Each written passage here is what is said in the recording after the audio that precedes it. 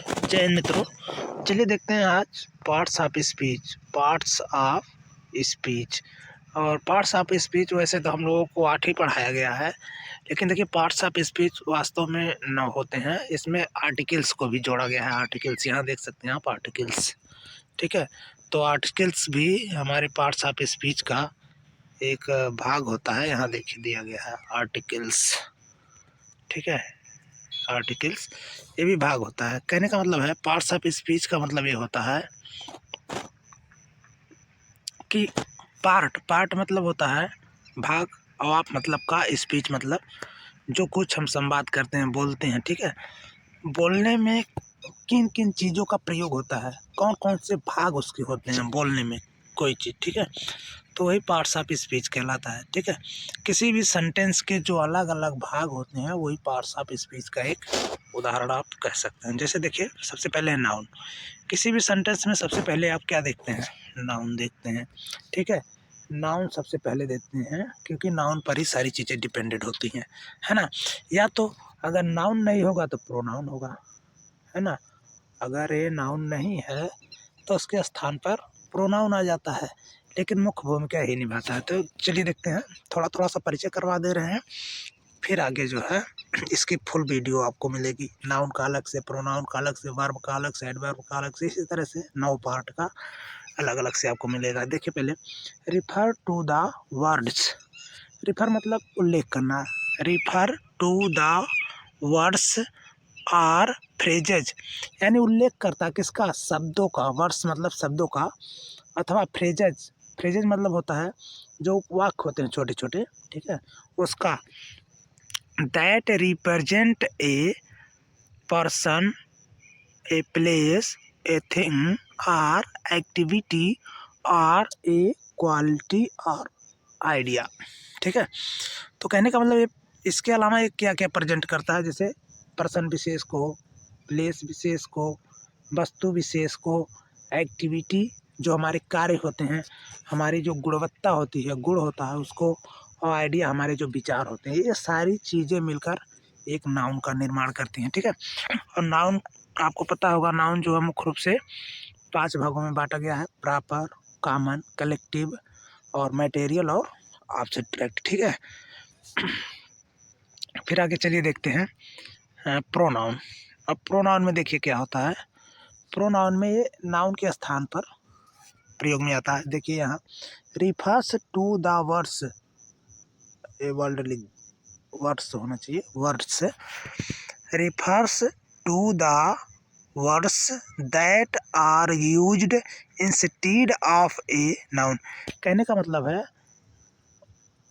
Refers to the word, शब्दों का उल्लेख, दैट जो, are used instead of a noun, जो किसी नाउन के स्थान पर प्रयोग में आता हो, ठीक है, उसे हम कह सकते हैं प्रोनाउन। अथवा कह रहा फिर आखिरी में नाउन फ्रेज अथवा नाउन फ्रेज के स्थान पर वो सेंटेंस में आता है तो प्रोनाउन आप कह सकते हैं।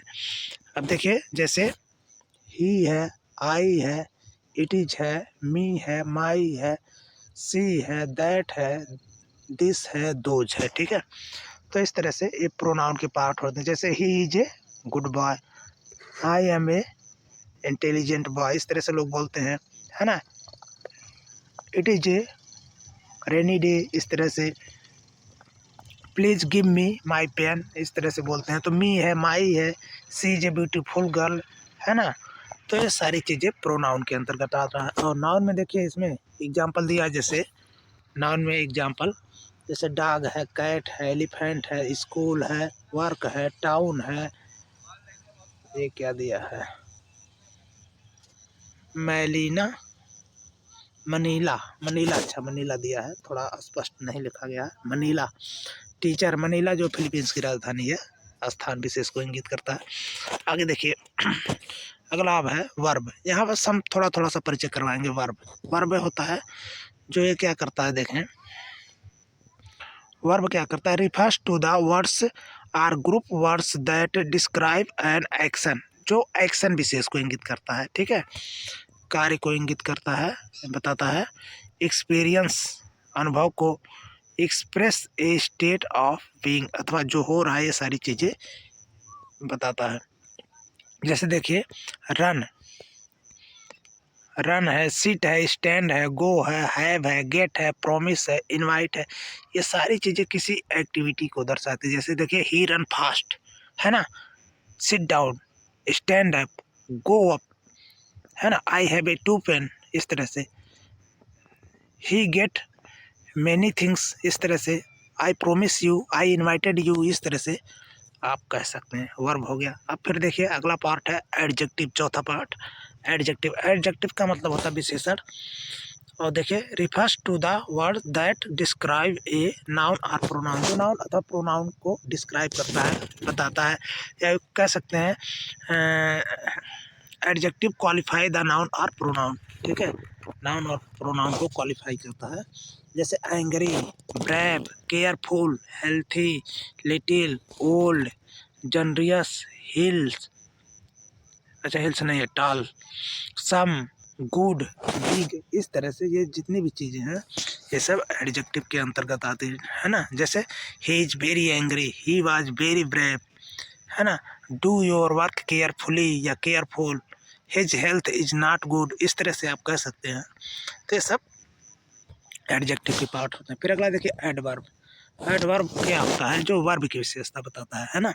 Refer to the words that describe a verb, जो वर्ब के बारे में बताता हो, अथवा फिर आगे दिया कामा देकर एन एडजेक्टिव, एडजेक्टिव के बारे में बताता हो, अनदर एडवर्ब, दूसर के एडवर्ब के बारे में भी बताता है, और ए होल सेंटेंस अथवा सेंटेंस के बारे में बताता है। जैसे badly, fully, carefully, hardly, nearly, hungrily, never. ये देखिए सारी चीज़ें इसमें क्या है, एडवर्ब को पहचानने का एक तरीका और है, अंत में अधिकतर यल वाई लगा रहता है, इसका मतलब होता है पूर्वक, ठीक है। तो इस तरह से भी आप समझ सकते हैं। फिर आगे देखिए आर्टिकल्स। हालांकि आर्टिकल्स हर जगह नहीं मिलता, लेकिन ध्यान रखिएगा आर्टिकल्स भी पार्ट में आता है, ठीक है। जैसे कोई कह दे देयर वाज ए किंग, तो किंग को निर्धारित करने का काम कौन कर रहा है, ए कर रहा है, वहाँ एक राजा था। सी इज ए ब्यूटीफुल गर्ल, एक लड़की ब्यूटीफुल थी। तो किसी न किसी तरह से सेंटेंस में एक निर्धारक का काम करता है, इसलिए इसको भी रखना जरूरी है और है भी। आगे देखिए refer to the words that are used before a noun to modify the noun.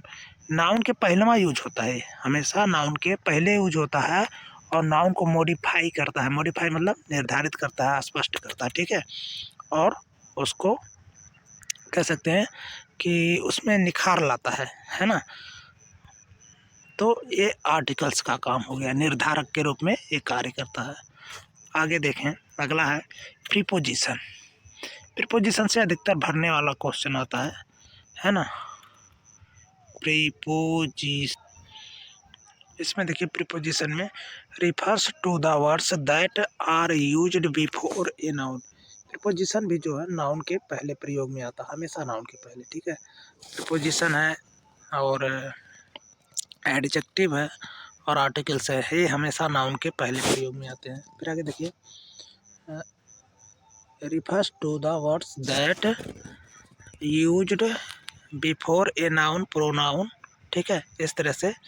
Are gerund to show place time direction, ये सारी चीज़ें स्पष्ट करने के लिए आता है। जैसे देखिए above, except, from, in, near, of, before, since, in, to, since, ये सारी चीज़ें आएगी। फिर आगे देखिए कंजक्शन। कंजक्शन का मतलब होता है समुच्चय बोधक, समुच्चय बोधक अव्यय।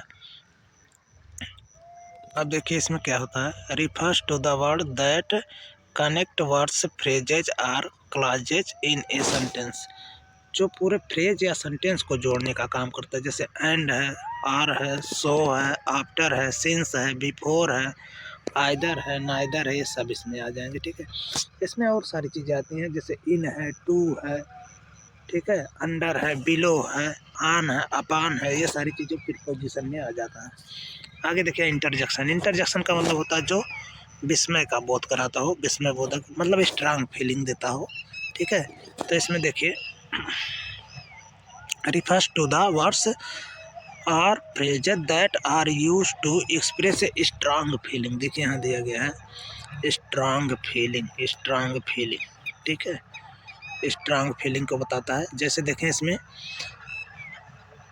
एलास है, हुर्रा है, ब्रेवो है, अहेम है, आहा है, गोस है, आउल है, आओ, ग्रेट है, हाय है, हुरी है, फाई फाई है ना, ओ है, ओ है, इस तरह से तमाम सारे आते हैं, इसमें हो जाएंगे, ठीक है। तो चलिए देखिए कह सकते हैं मोटा मोटा एक परिचय इन सारी चीज़ों का हमने आपको कराया। फिर अगले वीडियो में इसको हम बिल्कुल विस्तारित करके देंगे, ठीक है। तब तक के लिए जय हिंद, धन्यवाद।